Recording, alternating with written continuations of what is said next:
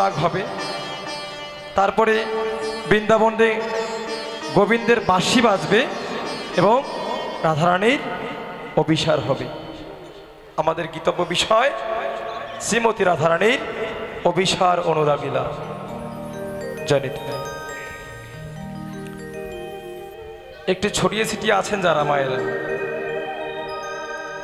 একটু খুব কাছাকাছি আসলে খুব ভালো লাগতো। যাই হোক,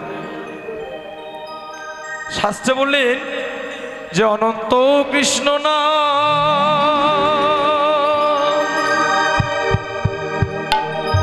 অনন্ত যার মহিমা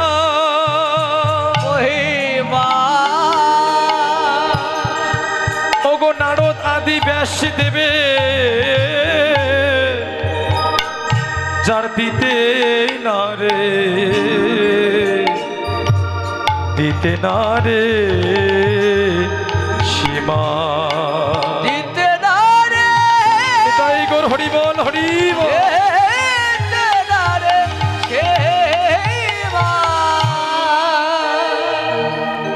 বললেন অনন্ত কৃষ্ণ নাম অনন্ত যার মহিমা নারদ আদি ব্যাস দেবের যার দিতে নারে সীমা।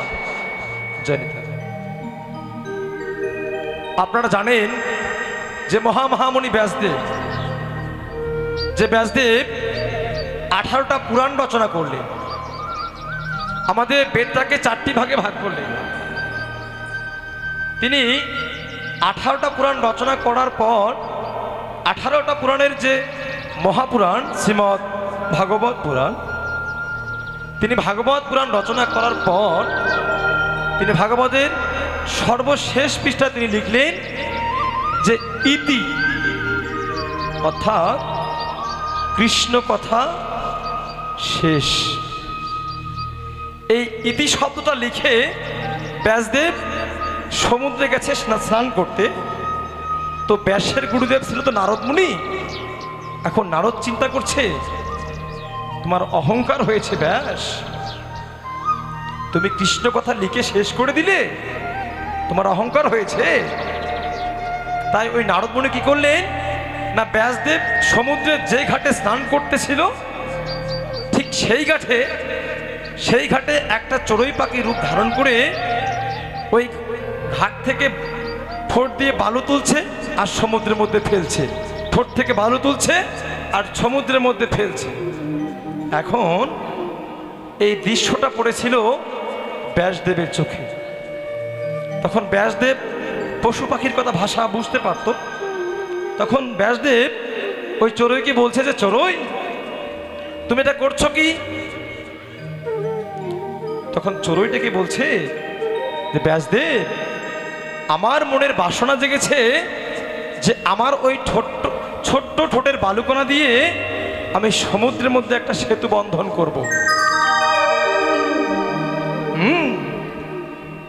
চড়ুইয়ের স্বাদ জেগেছে যে তার ঠোঁটের বালু দিয়ে সমুদ্রের মধ্যে একটা বাঁধ তৈরি করবে, একটা সেতু বন্ধন করবে।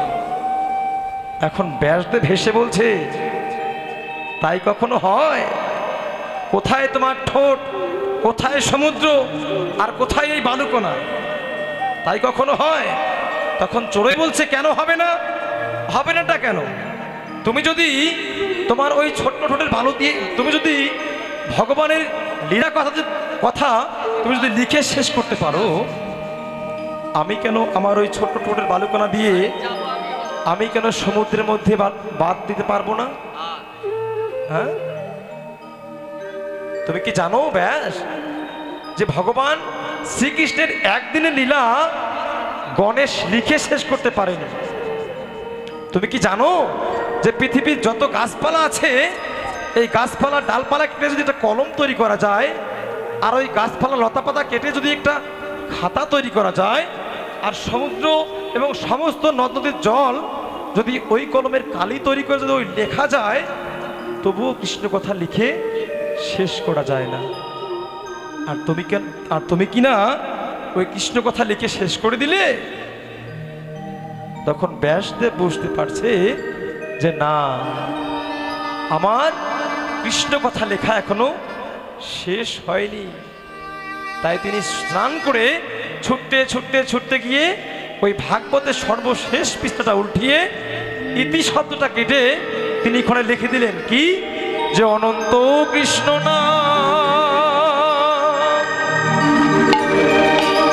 অনন্ত যার মহিমা, ওগো নারদ আদি ব্যাস দেবে দিতেও না রে, দিতেও না রে সেবা। নিতাই গৌর হরি বল, হরি বল।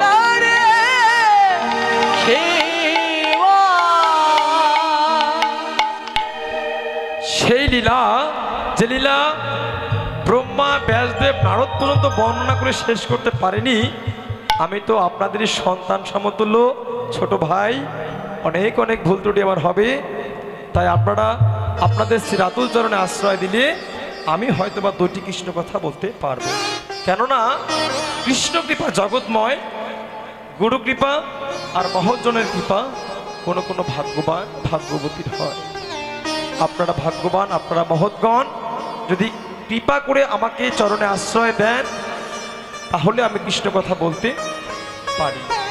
বলছে মোর মুখে বক্তা তুমি, তুমি মোর শ্রোতা। যদি আপনারা আমাকে বলিয়ে নিতে পারে, জানিতে আমাদের গীতব্য বিষয় শ্রীমতী রাধারানীর অভিসার অনুরাগ।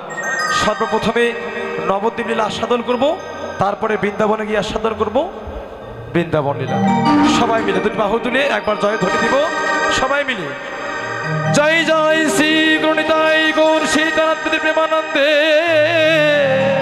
গৌর হরি বল, হরি বল, হরি বল, হরি হরি বল।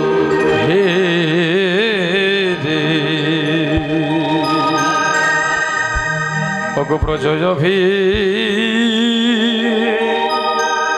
সারি